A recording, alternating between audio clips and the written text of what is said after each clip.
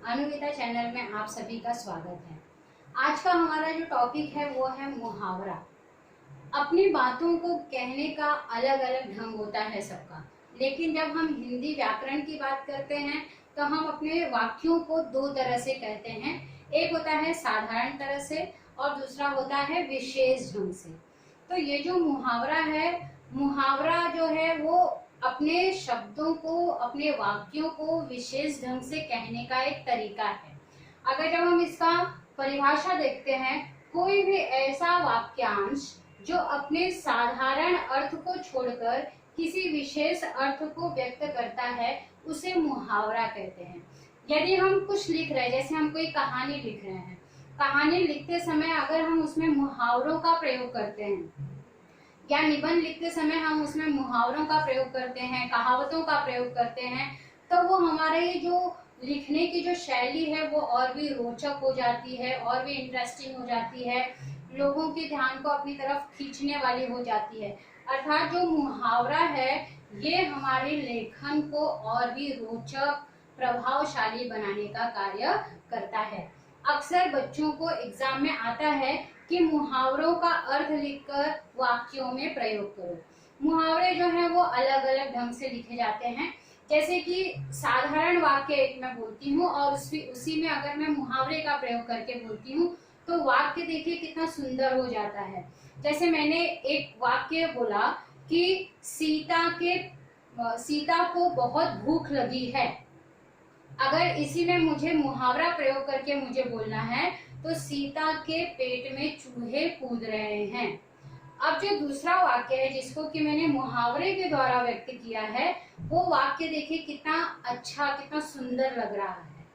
कुछ अलग विशेष ढंग से उसको बोला गया है, ऐसा उसको सुनकर ही पता चल रहा है। तो जो मुहावरा है वो अपने साधारण अर्थ को छोड़कर विशेष अर्थ को व्यक्त करने की कोशिश इसके द्वारा की जाती है। जो मुहावरा है वो विशेष ढंग से वाक्यों को बोलने के लिए इसका प्रयोग किया जाता है। अब यहाँ पर मैं कुछ एग्जाम्पल आपको दिखाऊंगी जो कि हमें बताएंगे कि हमारे इस मुहावरे का क्लैरिफिकेशन कैसे हो सकता है। यहाँ पर मैंने लिखा है सीता अपनी माँ के कामों में सहायता करती है। ये तो हमने साधारण ढंग से इस वाक्य को कहा है।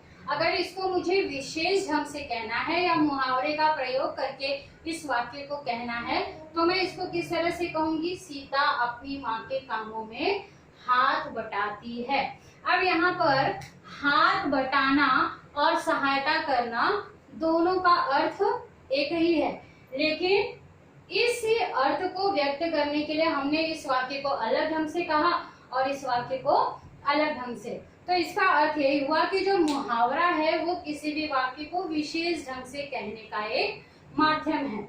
अब यहाँ पर मैंने कुछ मुहावरों के उदाहरण लिखे हैं, जैसे कि गांठ बांधना। इसका अर्थ होता है याद रखना। गांठ बांधना, याद रखना। अगर हमें इसका कुछ वाक्य बनाना है, जब हमें इस गांठ बांधना इस शब्द को लेकर के हमें अगर कोई वाक्य बनाना है तो उसका अर्थ हमें पहले याद होना चाहिए। अर्थ जब तक हमें पता नहीं है तब तक हम इन मुहावरों का प्रयोग अपने वाक्यों में नहीं कर सकते। गांठ बांधना, याद रखना। जैसे कि अगर पिताजी द्वारा कही गई बातों को मैंने गांठ बांध कर रखी है, ये वाक्य जो है यानी मैंने उनकी बातों को याद रखा है, तो उसको मैंने विशेष ढंग से किस तरह से कहा? गांठ बांधकर रखी है। हक्का बक्का होना, इसका अर्थ होता है आश्चर्यचकित होना। जब हम इसका वाक्यों में प्रयोग करेंगे, क्या ये जो है ये मुहावरा है और ये इसका अर्थ है, तो जब हम इस मुहावरे का अपने वाक्यों में प्रयोग करेंगे तो हम इस तरह से कहेंगे कि शेर को आता देख बच्चा हक्का बक्का हो गया। फूला न समाना, इसका अर्थ है बहुत खुश होना। फूला न समाना, अगर इसका मुझे वाक्यों में प्रयोग करना है तो मैं क्या करूंगी? परीक्षा में अच्छे अंक देखकर राम फूला नहीं समाया, यानी कि वो बहुत खुश हो गया। लाल पीला होना, इसका एग्जाम्पल जो है, इसका जो अर्थ है वो गुस्सा होना। परीक्षा में मेरे कम अंक देखकर पिताजी मुझ पर लाल पीले हो गए। लाल पीला होना, लाल पीले हो गए। तो यहाँ पर जो है इस तरह से हमने क्या किया है कि यहाँ पर हमने कुछ मुहावरे लिखे हैं और यहाँ पर उसके अर्थ लिखे हैं। एग्जाम में जब आता है लिखने के लिए तो हमें ये 2 नंबर का आता है, 2 मार्क्स का आता है। और क्वेश्चन को इस तरह से होता है कि निम्नलिखित 3 ऑप्शन या 4 ऑप्शन दिए होते हैं, उसमें से हम लोग को इस तरह से क्वेश्चन आता है कि निम्नलिखित मुहावरों का अपने वाक्यों में प्रयोग करो और उसके अर्थ लिखो। तो जो मुहावरा है अगर हम उसका अर्थ लिखते हैं तो उस अर्थ पर 1 नंबर मिलता है हमें, और उसके वाक्य, उससे संबंधित जो वाक्य हम बनाते हैं उस पर हमको 1 नंबर मिलता है। तो अगर हमें ये वीडियो अच्छी तरह से समझ में आ गया है तो हमें आसानी से 2 नंबर प्राप्त हो सकते हैं। तो मुझे आशा है कि आपको मेरा ये वीडियो पसंद आया होगा। ऐसे और भी एग्जाम्पल्स पढ़ते रहिए किताबों से। वीडियो पसंद आता है तो अपने दोस्तों के साथ शेयर कीजिए, लाइक कीजिए, और आपके कुछ कमेंट्स हैं तो वो कमेंट्स भी दीजिए।